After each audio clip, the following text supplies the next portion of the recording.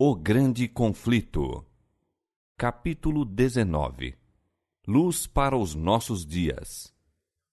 A obra de Deus na Terra apresenta, século após século, uma surpreendente semelhança em todas as grandes reformas ou movimentos religiosos. Os princípios envolvidos no trato de Deus com os homens são sempre os mesmos. Os movimentos importantes do presente têm seu paralelo nos do passado, e a experiência da Igreja nos séculos antigos encerra lições de grande valor para o nosso tempo. Nenhuma verdade é mais claramente ensinada na Escritura do que aquela segundo a qual Deus, pelo seu Espírito Santo, dirige de maneira especial seus servos sobre a terra nos grandes movimentos que têm por objetivo promover a obra da salvação. Os homens são instrumentos nas mãos de Deus, por ele empregados para cumprirem seus propósitos de graça e misericórdia. Cada um tem a sua parte a desempenhar. A cada qual é concedida uma porção de luz adaptada às necessidades de seu tempo e suficiente para o habilitar a efetuar a obra que Deus lhe deu a fazer. Nenhum homem, porém, ainda que honrado pelo céu, já chegou a compreender completamente o grande plano da redenção, ou mesmo a aquilatar perfeitamente o propósito divino na obra para o seu próprio tempo.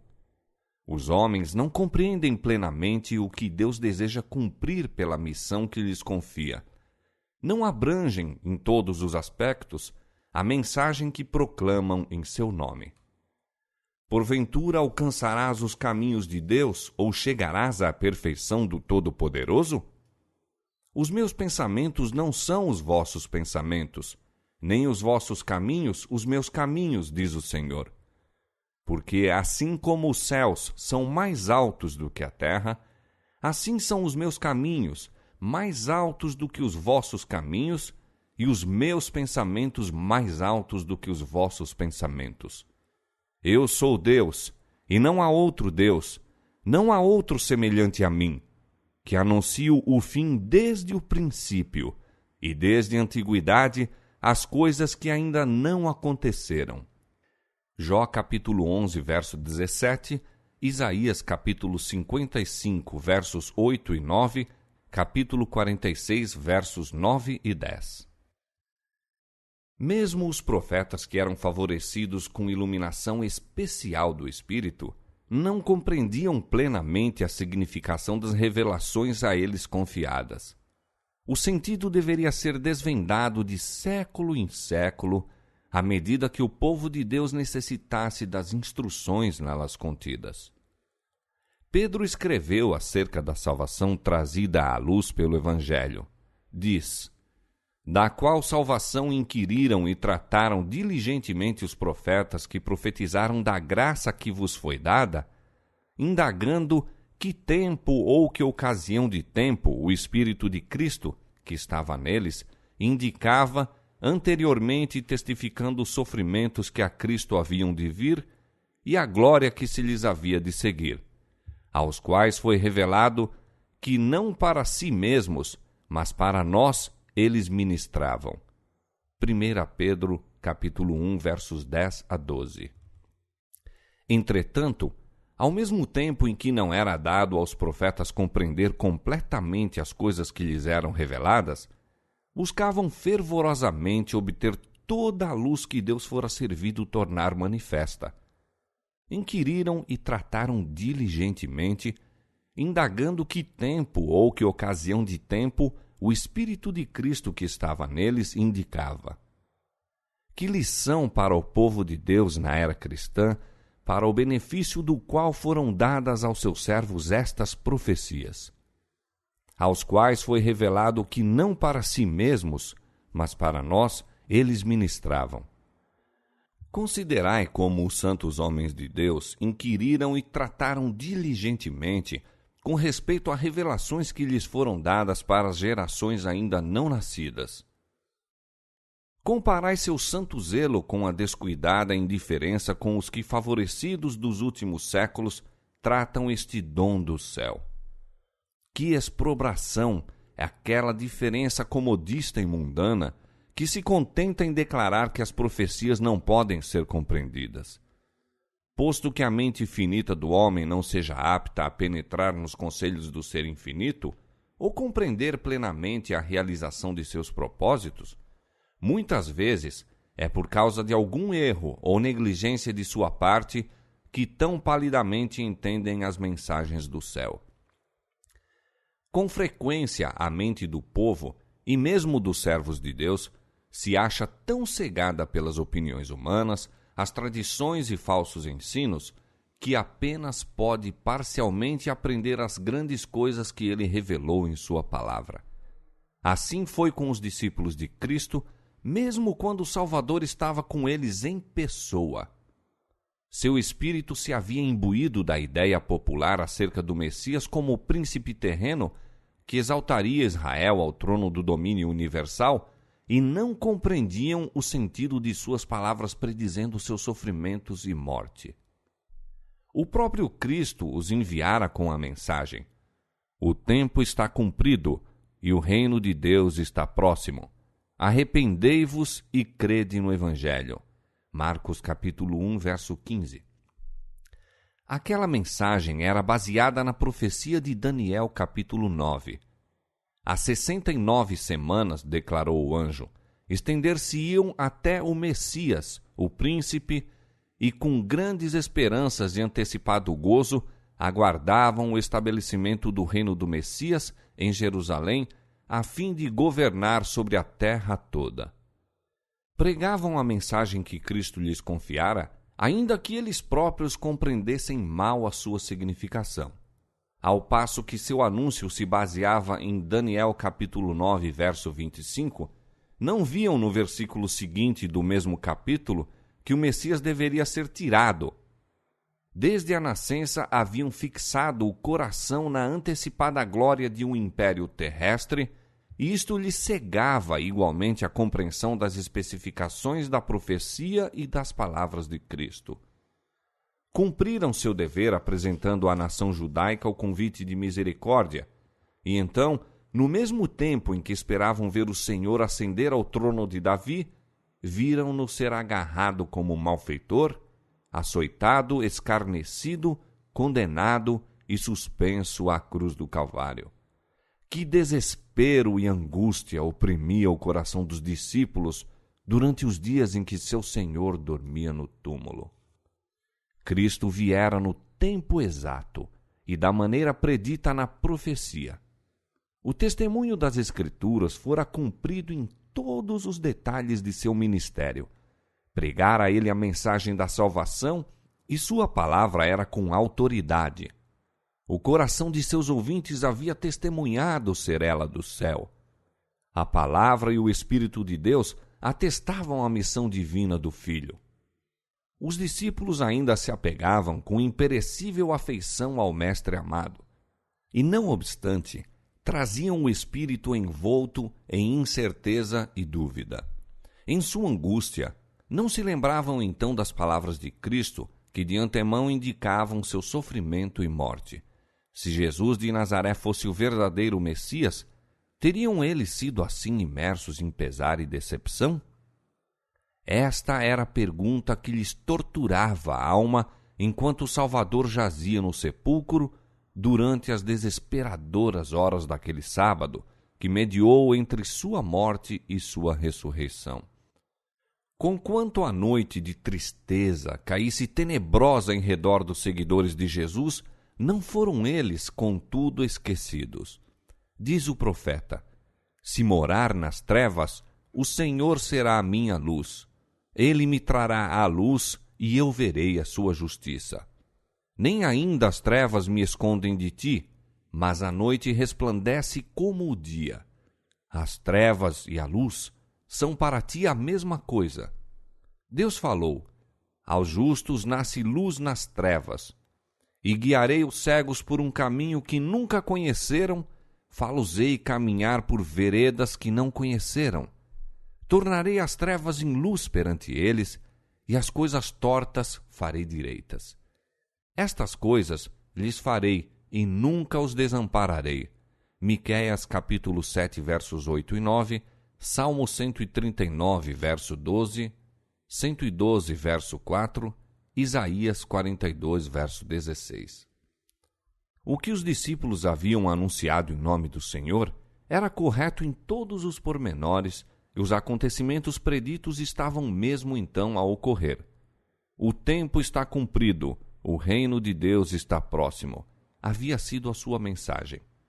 A terminação do tempo, as 69 semanas de Daniel capítulo 9, as quais se deveriam estender até ao Messias, o ungido, Cristo recebera a unção do Espírito, depois de ser batizado por João no Jordão. E o reino de Deus, que eles declararam estar próximo, foi estabelecido pela morte de Cristo. Este reino não era, como eles haviam sido ensinados a crer, um domínio terrestre.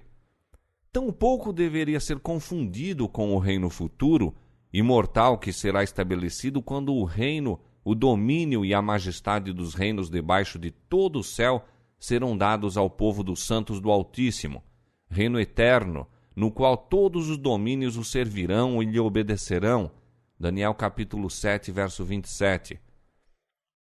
Conforme é usada na Bíblia, a expressão reino de Deus designa tanto o reino da graça como o de glória.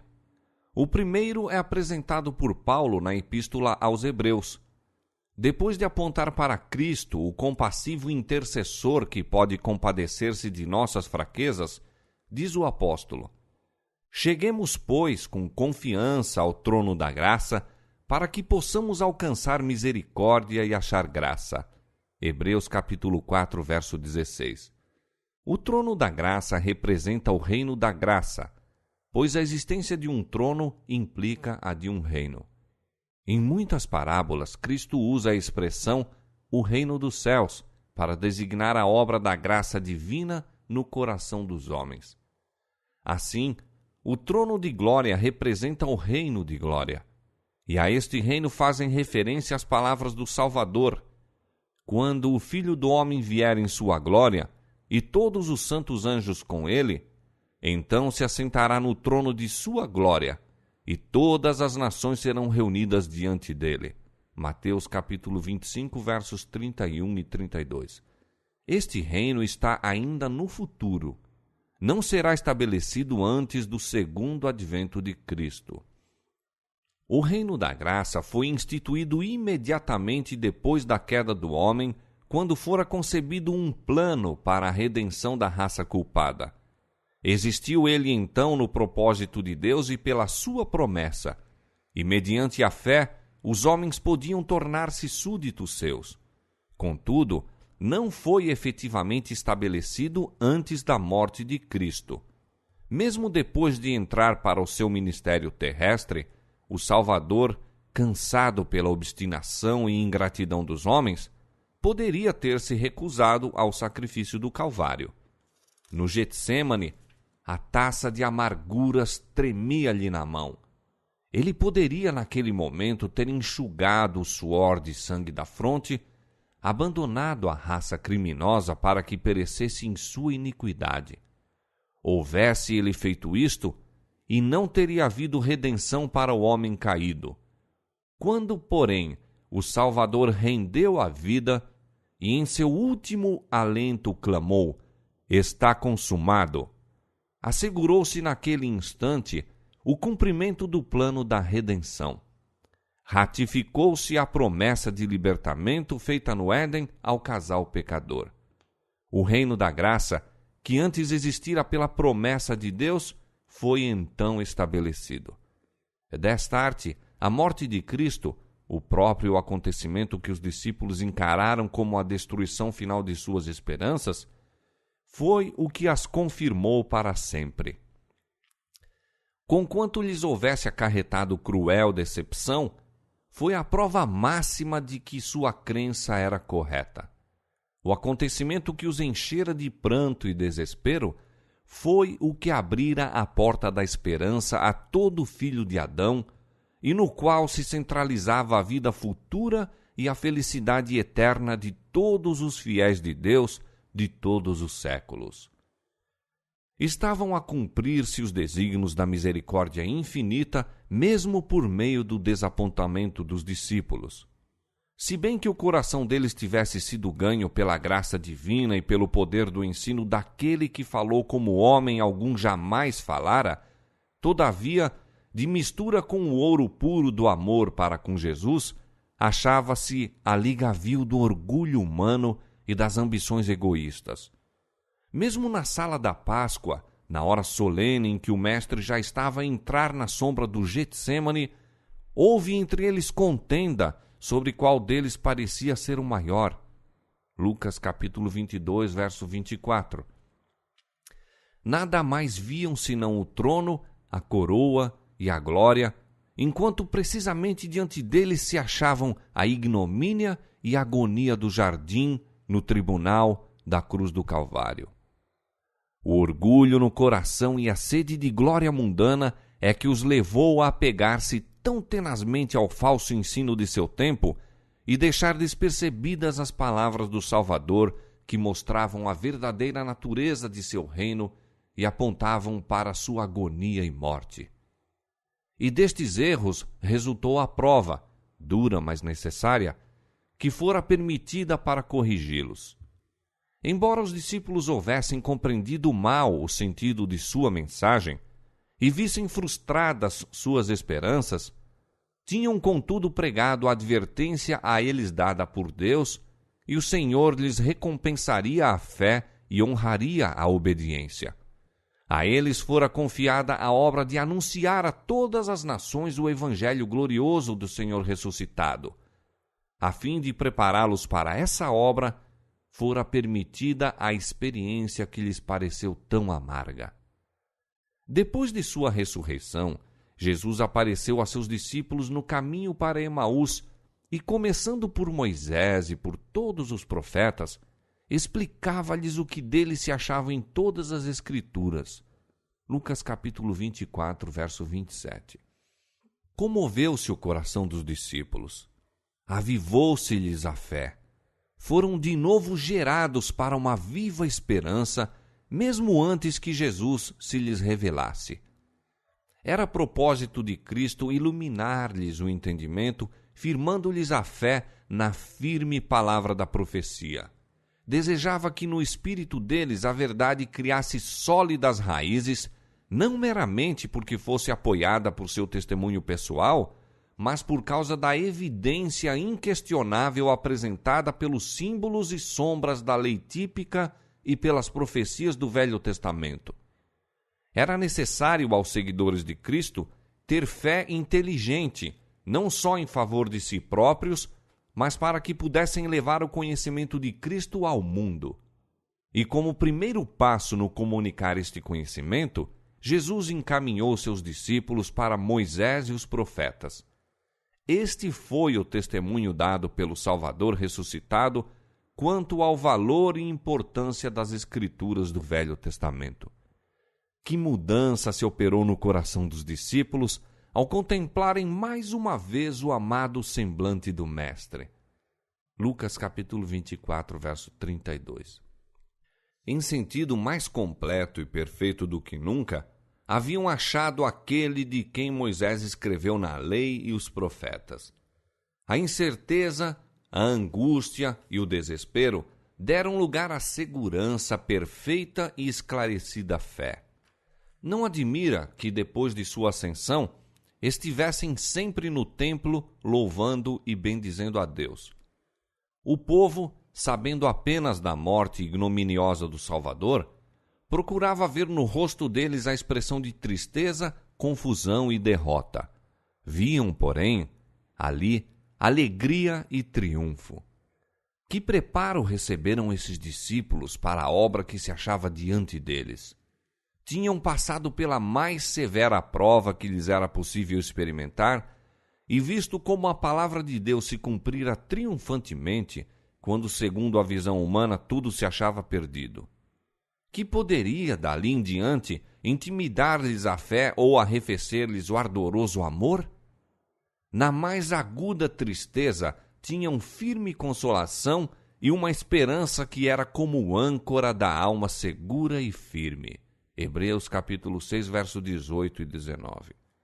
Haviam sido testemunhas da sabedoria e poder de Deus e estavam certos de que nem a morte, nem a vida, nem os anjos, nem os principados, nem as potestades, nem o presente, nem o porvir, nem a altura, nem a profundidade, nem alguma outra criatura seria capaz de os separar do amor de Deus que está em Cristo Jesus, nosso Senhor.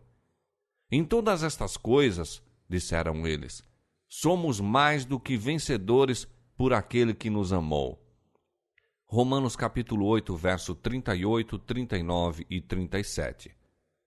A palavra do Senhor permanece para sempre. 1 Pedro capítulo 1, 25. E quem os condenará? Pois é Cristo quem morreu, ou antes quem ressuscitou dentre os mortos, o qual está à direita de Deus e também intercede por nós. Romanos capítulo 8, verso 34. Diz o Senhor, o meu povo não será envergonhado para sempre. Joel capítulo 2, verso 26. O choro pode durar uma noite, mas a alegria vem pela manhã. Salmo 30, verso 5. Quando no dia da ressurreição esses discípulos encontraram o Salvador e lhes ardia o coração ao ouvirem suas palavras, quando olharam para a cabeça, mãos e pés, que por amor deles tinham sido feridos, quando antes de sua ascensão Jesus os levou até Betânia e erguendo as mãos para os abençoar, lhes ordenou: Ide por todo o mundo, pregai o Evangelho, acrescentando: Eis que eu estou convosco todos os dias. Marcos capítulo 16, verso 5 e Mateus capítulo 28, verso 20. Quando, no dia de Pentecoste, desceu o Consolador prometido e foi dado o poder do alto e a alma dos crentes estremeceu com a presença sensível do Senhor que ascendera ao céu, então, mesmo que seu caminho tivesse de passar, como o de Jesus, através de sacrifício e martírio, trocariam eles o ministério do Evangelho de sua graça com a coroa da justiça a ser recebida à vinda de Cristo, pela glória de um trono terrestre que fora a esperança de seu primeiro discipulado? Aquele que é capaz de fazer muito mais abundantemente do que pedimos ou pensamos, concedera-lhes com a comunhão de seus sofrimentos a de sua alegria, alegria de trazer muitos filhos à glória, alegria indizível, eterno peso de glória, com que, diz Paulo, nossa leve e momentânea tribulação não é para ser comparada. A experiência dos discípulos que pregaram o Evangelho do Reino no primeiro advento de Cristo teve seu paralelo na experiência dos que proclamaram a mensagem de seu segundo advento. Assim como saíram os discípulos a pregar, o tempo está cumprido, o reino de Deus está próximo, Miller e seus companheiros proclamaram que o período profético mais longo e o último apresentado na Bíblia estava a ponto de terminar, que o juízo estava próximo e que deveria ser inaugurado o reino eterno. A pregação dos discípulos com relação ao tempo baseava-se nas 70 semanas de Daniel capítulo 9. A mensagem apresentada por Miller e seus companheiros anunciava a terminação dos 2.300 dias de Daniel capítulo 8, verso 14, dos quais as 70 semanas fazem parte. Cada uma dessas pregações se baseava no cumprimento de uma porção diversa do mesmo grande período profético. Do mesmo modo que os primeiros discípulos, Guilherme Miller e seus companheiros não compreenderam inteiramente o significado da mensagem que apresentavam. Erros que havia muito se achavam estabelecidos na igreja impediam-nos de chegar a uma interpretação correta de um ponto importante da profecia. Portanto, se bem que proclamassem a mensagem que Deus lhes confiara para transmitir ao mundo, em virtude de uma errônea compreensão do sentido, sofreram desapontamento. Explicando Daniel capítulo 8, verso 14, até 2.300 tardes e manhãs e o santuário será purificado, Miller, conforme já foi declarado, adotou a opinião geralmente mantida de que a terra é o santuário, crendo que a purificação deste representava a purificação da terra pelo fogo à vinda do Senhor. Quando, pois, achou que o termo dos 2.300 dias estava definitivamente predito, concluiu que isto revelava o tempo do segundo advento. Seu erro resultou de aceitar a opinião popular quanto ao que constitui o santuário. No cerimonial típico, sombra do sacrifício e sacerdócio de Cristo, a purificação do santuário era o último serviço realizado pelo sumo sacerdote no conjunto anual das cerimônias ministradas. Era a obra encerradora da expiação, uma remoção ou afastamento do pecado de Israel. Prefigurava a obra final no ministério de nosso sumo sacerdote no céu pela remoção ou obliteração dos pecados de seu povo que se achavam registrados nos relatórios celestiais. Este trabalho envolve uma investigação e um julgamento, e isto precede imediatamente a vinda de Cristo nas nuvens do céu, com poder e grande glória. Quando ele vier, pois, todos os casos estarão decididos. Diz Jesus: o meu galardão está comigo para dar a cada um segundo a sua obra. Apocalipse capítulo 22, verso 12. É esta obra de julgamento que precede imediatamente a segunda vinda, que é anunciada na mensagem do primeiro anjo de Apocalipse capítulo 14, verso 7. Temei a Deus e dai-lhe glória, porque vinda é a hora do seu juízo. Os que proclamaram esta advertência deram a mensagem devida no devido tempo, mas, assim como os primitivos discípulos, baseados na profecia de Daniel capítulo 9, declararam: o tempo está cumprido e o reino de Deus está próximo, ao mesmo tempo em que deixaram de perceber que a morte do Messias estava predita na mesma passagem, de igual modo, Miller e seus companheiros pregaram a mensagem baseados em Daniel capítulo 8, verso 14 e Apocalipse capítulo 14, verso 7, e deixaram de ver que havia ainda outras mensagens apresentadas em Apocalipse 14 que também deveriam ser dadas antes do advento do Senhor. Assim como os discípulos estiveram em erro quanto ao reino a ser estabelecido no fim das 70 semanas, também os adventistas se enganaram em relação ao fato ao ocorrer a terminação dos 2.300 dias. Em ambos os casos, houve aceitação de erros populares, ou antes, uma aderência a eles, cegando o espírito à verdade.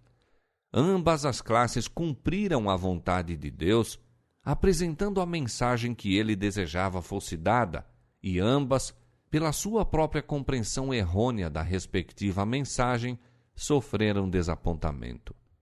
Não obstante, Deus cumpriu seu misericordioso propósito, permitindo que a advertência do juízo fosse feita exatamente como o foi. O grande dia estava próximo, e pela providência divina, o povo foi provado em relação ao tempo definido, a fim de que lhes fosse manifesto o que estava em seu coração. A mensagem era destinada à prova e purificação da igreja. Esta deveria ser levada a ver se suas afeições estavam postas neste mundo ou em Cristo e no céu. Professava amar o Salvador, deveria agora provar seu amor. Estavam os crentes dispostos a renunciar às esperanças e ambições mundanas, acolhendo com alegria o advento do Senhor? A mensagem tinha por fim habilitá-los a discernir seu verdadeiro estado espiritual. Foi misericordiosamente enviada a fim de despertá-los para que buscassem o Senhor com arrependimento e humilhação. O desapontamento, outro sim, embora resultado da compreensão errônea por parte dos crentes da mensagem que apresentavam, deveria redundar para o bem. Poria à prova o coração dos que haviam professado receber a advertência. Em face de seu desapontamento, abandonariam eles temerariamente sua experiência cristã, renunciando à confiança na palavra de Deus? Ou procurariam, com oração e humildade, discernir em que tinham deixado de compreender o significado da profecia? quantos haviam sido movidos pelo temor, por um impulso do momento ou excitação? Quantos eram de ânimo indeciso e incrédulos? Multidões professavam amar o aparecimento do Senhor. Quando chamadas a suportar o escárnio e o opróbrio do mundo, e a prova da demora do desapontamento, porventura renunciariam à fé? Porque não compreendessem de pronto o trato de Deus, rejeitariam essas pessoas verdades sustentadas pelo mais claro testemunho da palavra divina? Esta prova revelaria a força dos que com fé verdadeira haviam obedecido ao que acreditavam ser o ensino da palavra e do Espírito de Deus. Ensinar-lhes-ia o que unicamente tal experiência poderia fazer, o perigo de aceitar as teorias e interpretações de homens, em vez de fazer com que a Bíblia seja seu próprio intérprete. Aos filhos da fé, a perplexidade e tristeza resultantes de seu erro operariam a necessária correção. Seriam levados a um estudo mais acurado da palavra profética.